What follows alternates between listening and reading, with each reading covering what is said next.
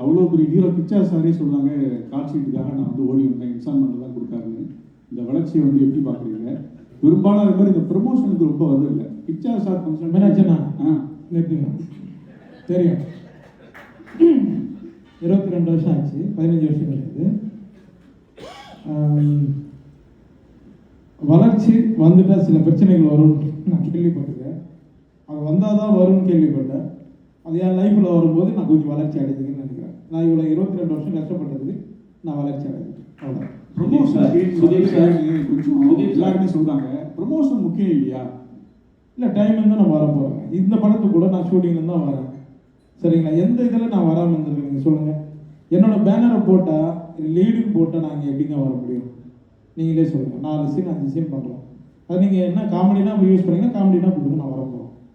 நீங்கள் பேனர் பெருசாக அடிச்சு நான் கூப்பிட்டு நான் எப்படி வர்றது? நீங்களே சொல்லுங்கள். அதுக்கும் நிறைய வந்து போயிருக்கும். சரிங்களா? அடுத்து வாங்க இந்த கதை, இந்த படத்தோட பற்றி பேசுங்க நினச்சேன்னா. சுதீப் சார், தமிழ்நாட்டில் இருக்கிற எந்த ஹீரோவை வச்சு நீங்கள் வந்து டைரக்ஷன் பண்ணணும், நேரடி தமிழ் படம் பண்ணணும்னு ஆசை இருக்குது?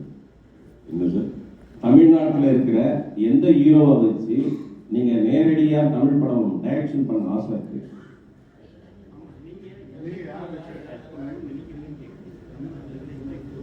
சார், இப்போ வந்து நான் இங்கே வந்திருக்கேன், நானும் கூட உங்கள் ஆர்டிஸ்ட் தானே, என்ன வச்சு தான் டைரக்ஷன் பண்ணேன். ஃபஸ்ட்டு எங்களுக்கு நாங்கள் லவ் பண்ணோம் சார், அதுக்கப்புறம் வேறு. We love all your heroes, sir. We have watched all your heroes' movies. We love them. We get inspired by them. But then finally we do our own films, no?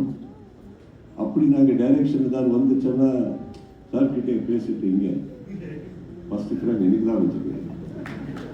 Direction, sir, here. What impact